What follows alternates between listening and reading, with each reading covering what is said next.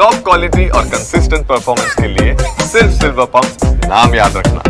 ಕರಾವಳಿ ಜಿಲ್ಲೆಯಲ್ಲಿ ಅಕಾಲಿಕ ಮಳೆ ಶುರುವಾಗಿರುವಂಥದ್ದು ಇದರಿಂದ ಸಾಕಷ್ಟು ಸಮಸ್ಯೆಯನ್ನು ರೈತರು ಅನುಭವಿಸ್ತಾ ಇರುವಂಥದ್ದು. ಯಾಕಂದರೆ ನಾವು ಗಮನಿಸ್ಬೋದು, ನಾವೀಗ ಇರುವಂಥದ್ದು ಉಡುಪಿ ಜಿಲ್ಲೆಯ ಬ್ರಹ್ಮಾವರ ತಾಲೂಕಿನ ಕೋಟದ ಒಂದು ಪ್ರದೇಶವಾಗಿರುವಂಥ ಅರ್ತೊಟ್ಟೆ ಎನ್ನುವ ಪ್ರದೇಶದಲ್ಲಿದ್ದೇವೆ.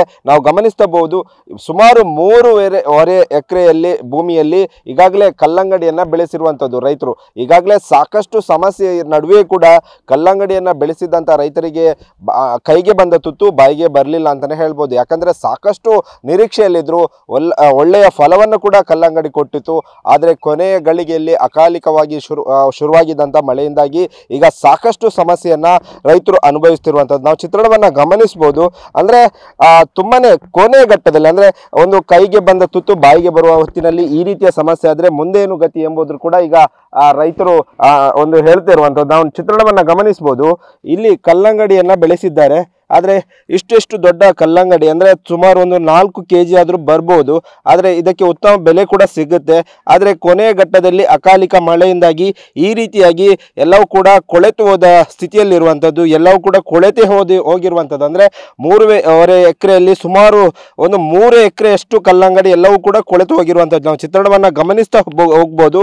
ಈ ರೀತಿಯಾಗಿ ಕೊಳೆತು ಹೋಗಿರೋದ್ರಿಂದ ಸಾಕಷ್ಟು ನಷ್ಟವನ್ನು ಈಗ ಅನುಭವಿಸ್ತಿರುವಂಥದ್ದು ರೈತರು. ಅಂದರೆ ಈ ರೀತಿಯಾಗಿ ಸಮಸ್ಯೆ ಆದರೆ ಮುಂದೆ ನಾವು ಯಾವ ರೀತಿಯಾಗಿ ಕೃಷಿಯನ್ನು ಅವಲಂಬಿಸಬಹುದು, ಮತ್ತು ಸರ್ಕಾರ ಕೂಡ ಇವರ ಬಗ್ಗೆ ಯಾವುದೇ ರೀತಿಯ ಗಮನವನ್ನು ಹರಿಸ್ತಿಲ್ಲ ಎಂಬುದು ಕೂಡ ಇವರ ಒಂದು ಆಕ್ರೋಶ ಆಗಿರುವಂಥದ್ದು. ಯಾಕಂದರೆ ಈ ಹಿಂದೆ ಬೆಳೆಸಿದ ಒಂದು ಬೆಳೆಯಾಗಿರ್ಬೋದು, ಆ ಒಂದು ಸಂದರ್ಭದಲ್ಲಿ ಕೂಡ ಇದೇ ರೀತಿಯ ಸಮಸ್ಯೆ ಉಂಟಾಗಿತ್ತು. ಯಾಕಂದರೆ ಡಿಸೆಂಬರ್ ತಿಂಗಳ ಅಂತ್ಯದಲ್ಲಿ ಕೂಡ ಈ ರೀತಿಯಾಗಿ ಮಳೆ ಬಂದಿದ್ದರಿಂದ ಅಂದರೆ ಬೇರೆ ಬೆಳೆ ಬೆಳೆಸಿದ್ರು, ಆ ಸಮಯದಲ್ಲಿ ಕೂಡ ಇದೇ ರೀತಿಯ ಸಮಸ್ಯೆ ಆಗಿತ್ತು. ಒಂದು ಅಧಿಕಾರಿಗಳು ಬರ್ತಾರೆ, ಪರಿಹಾರ ಕೊಡ್ತೇನೆ ಅಂತ ಹೇಳ್ತಾರೆ, ಇಲ್ಲಿಯವರೆಗೂ ಕೂಡ ಪರಿಹಾರವನ್ನು ಕೊಟ್ಟಿಲ್ಲ ಎಂಬುದು ಕೂಡ ಈಗ ರೈತರ ಆರೋಪ ಕೂಡ ಆಗಿರುವಂಥದ್ದು. ಸದ್ಯ ನಾವು ಗಮನಿಸಬಹುದು, ಇದು ಈ ಒಂದು ಪ್ರದೇಶದ ಸಮಸ್ಯೆ ಆಗಿದ್ರೆ ಅದೇ ರೀತಿಯಾಗಿ ಈ ಒಂದು ಕೋಟಾ ಗ್ರಾಮದಲ್ಲಿ ಇದೇ ರೀತಿಯ ಸಮಸ್ಯೆ ಬೇರೆ ಕಡೆಗಳಲ್ಲಿ ಕೂಡ ಇರುವಂಥದ್ದು. ಸದ್ಯ ನಮ್ಮ ಜೊತೆ ಇಲ್ಲಿ ಕಲ್ಲಂಗಡಿ ಬೆಳೆಸಿರುವಂಥ ಸಿದ್ಧ ದೇವಾಡಿಗೆ ನಮ್ಮ ಜೊತೆ ಇದ್ದಾರೆ. ಅವರನ್ನು ಮಾತನಾಡಿಸ್ತಾ ಹೋಗುವ ಯಾವ ರೀತಿಯ ಸಮಸ್ಯೆ ಆಗಿರುವಂಥದ್ದು, ಮತ್ತು ಸರ್ಕಾರ ಯಾವ ರೀತಿಯ ಕ್ರಮ ಆಗಿರ್ಬೋದು ಅಥವಾ ಪರಿಹಾರ ಯಾವ ರೀತಿಯಾಗಿ ಕೊಟ್ಟಿದ್ದಾರೆ ಎಂಬುದರ ಬಗ್ಗೆ ಕೂಡ ನಾವು ಮಾತನಾಡಿಸ್ತಾ ಹೋಗುವ. ಸರ್, ಅಂದರೆ ಯಾವ ರೀತಿಯ ಸಮಸ್ಯೆ ಆಗಿರುವಂಥದ್ದು, ಎಷ್ಟು ಎಕರೆಯಲ್ಲಿ ನೀವು ಕಲ್ಲಂಗಡಿಯನ್ನು ಬೆಳೆಸಿದ್ದೀರಿ, ಯಾಕೆ ಈ ರೀತಿಯ ಸಮಸ್ಯೆ ಉಂಟಾಯ್ತು ಅಂತೇಳಿ? ಇಲ್ಲಿ ನವೆಂಬರ್ ತಿಂಗಳಲ್ಲಿ ನಾನು ಕಲ್ಲಂಗಡಿ ಮಾಡಿದ್ದೆ 3.5 ಎಕರೆ ಕಲ್ಲಂಗಡಿ ಮಾಡಿದ್ದೇನೆ. ಆದರೆ ಇದೇ ಥರ ಮಳೆ ಬಂದು ಸರ್ವನಾಶ ಆಗೋಯ್ತು. ಮತ್ತು ಪುನಃ ಹಾಕಿದ ದುಡ್ಡು ಒಂದು 2 ಲಕ್ಷ ಹಾಕಿದೆ ಅವಾಗ. ಈಗ ಮತ್ತು ಪುನಃ ಹಾಕಿದ ಬಂಡವಾಳವನ್ನು ತೆಗಿಬೇಕಲ್ಲ, ಆದ್ದರಿಂದ ಮತ್ತು ಪುನಃ ರಿಪೀಟ್ ಆಗಿ ಹಾಕಿದೆ ನಾನು. ಆದರೆ ಈ ಸಾರು ಕೂಡ ಒಳ್ಳೆ ಬೆಳೆ ಬಂದಿದೆ. ಮಳೆ ಸಮಸ್ಯೆಯಿಂದ ಪೂರ್ತಿ ನಾಶ ಆಗಿ ಹೋಗಿದೆ, ನೀವು ನೋಡ್ತಾ ಇದ್ದೀರಿ. ಮತ್ತು ಜೂನಲ್ಲಿ ಬೆಳೆ ಮಾಡಿದೆ, ಅದು ಕೂಡ ಸಾಧಾರಣ 8 ರಿಂದ 10 ಟನ್ ಬೆಳೆಯುವ ಭೂಮಿಯಲ್ಲಿ ಸಾಧಾರಣ 10 ಕ್ವಿಂಟಲ್ ಭತ್ತ ಬೆಳೀಲಿಕ್ಕೆ ಆಗಲಿಲ್ಲ. ಇದೇ ರೀತಿ ನಮ್ಮ ಬೇಸಾಯದಲ್ಲಿ ಮಾತ್ರ 4-5 ವರ್ಷದಿಂದ ಈ ಸಮಸ್ಯೆಗಳು ಭಾರಿ ಆಗಿದೆ. ಭತ್ತ ಕೂಡ ಬೆಳೀಲಿಕ್ಕೆ ಆಗೋದಿಲ್ಲ 4-5 ವರ್ಷದಲ್ಲಿ ನಮ್ಮ ಸಾಧಾರಣ 3.5-4 ಲಕ್ಷ ರೂಪಾಯಿ ಇನ್ಕಮ್ ಭತ್ತ, ಮತ್ತೊಂದು ಇನ್ನೊಂದು ಹೇಳಿ 4-5 ಲಕ್ಷ ಇನ್ಕಮ್ ತೆಗಿತಾ ಇತ್ತು ಇಲ್ಲಿ. ಇವಾಗ 10,000 ಬೆಳೆ ಇನ್ಕಮ್ ಪಡೀಲಿಕ್ಕೆ ಆಗ್ತಾಯಿಲ್ಲ ನಮಗೆ. ಯಾಕಂದರೆ ಈ ಮಳೆ ವಾತಾವರಣ ಮತ್ತು ಎರಡನೇದಾಗಿ ನಮಗೆ ಮೇಯ್ನ್ ಏನಾಗಿದೆ ಅಂತೇಳಿ ಹೇಳಿದ್ರೆ, ಮಳೆಗಾಲದ ಬೆಳೆಯವರು ಒಂದು ಚಂದ ಬರ್ತಾಯಿತ್ತು ಇಷ್ಟು ವರ್ಷ. ಈ 4 ವರ್ಷದಿಂದ ನಮಗೆ ಏನಾಗಿದೆ ಅಂತೇಳಿ ಹೇಳಿದ್ರೆ, ಹೊಳೆ ಹೂಳದ್ದೇ ಇರುವ ಕಾರಣದಿಂದ ಒಂದು ಭತ್ತ ಕೂಡ ಬೆಳೀಲಿಕ್ಕೆ ಆಗೋದಿಲ್ಲ. ನಾವು ಊಟಕ್ಕೆ ಅಕ್ಕಿ ಕೂಡ ತಗೊಳ್ಬೇಕು, ಇಷ್ಟು ಭೂಮಿ ಬೇಸಾಯ ಮಾಡಿಯೂ ಕೂಡ ನಮ್ಗೆ ಅಕ್ಕಿ ಕೂಡ ನಮಗೆ ಊಟಕ್ಕೆ ತಗೊಳ್ಳುವಂಥ ಪರಿಸ್ಥಿತಿ ಆಗಿದೆ ಸರ್. ಅಂದರೆ ನೀವು ಸಾಕಷ್ಟು ಕಷ್ಟಪಟ್ಟು ಈ ಒಂದು ಬೆಳೆಯನ್ನು ಬೆಳೆಸ್ತೀರಿ, ಬೇರೆ ಸೀಸನಲ್ ಆಗಿ ಬೇರೆ ಬೆಳೆಯನ್ನು ಬೆಳೆಸ್ತೀರಿ, ತುಂಬ ದುಡ್ಡನ್ನು ಇದಕ್ಕೆ ಇನ್ವೆಸ್ಟ್ ಮಾಡಿರ್ತೀರಿ.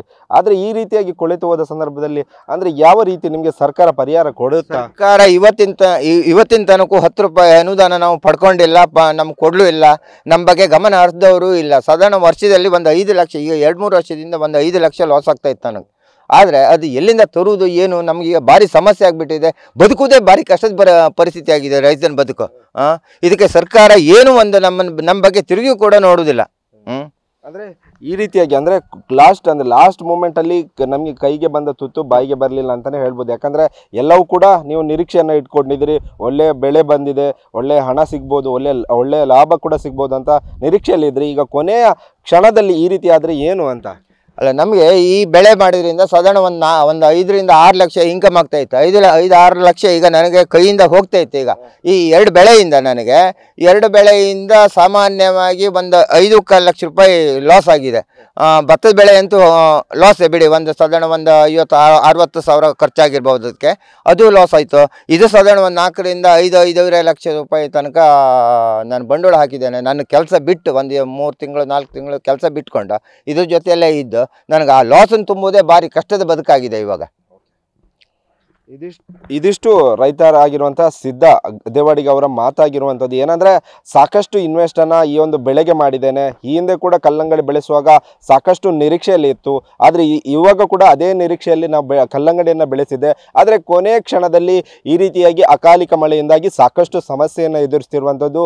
ಸರ್ಕಾರ ಇದರ ಬಗ್ಗೆ ಗಮನ ಹರಿಸಬೇಕು, ಅಧಿಕಾರಿಗಳು ಸ್ಥಳಕ್ಕೆ ಭೇಟಿ ಕೊಡಬೇಕು ಎಂಬುದು ಕೂಡ ಅವರ ಆಗ್ರಹ ಆಗಿರುವಂಥದ್ದು. ಈ ನಿಟ್ಟಿನಲ್ಲಿ ಈ ಸುದ್ದಿ ಪ್ರಸಾರದ ಬೆನ್ನಲ್ಲಾದರೂ ಸರ್ಕಾರ ಎಚ್ಚೆತ್ತುಕೊಂಡು ಇವರಿಗೆ ಒಂದು ಪರಿಹಾರ ಕೊಡುವಂತ ಕೆಲಸಕ್ಕೆ ಮುಂದಾಗಬೇಕೆಂಬುದು ಕೂಡ ಸಿದ್ಧ ದೇವಾಡಿಗರ ಆಗ್ರಹ ಆಗಿರುವಂಥದ್ದು. ಕ್ಯಾಮರಾಮನ್ ರಾಮ್ ಜೊತೆ ಪ್ರಜ್ವಲ್, ಅಮೀನ್, TV9 ಉಡುಪಿ.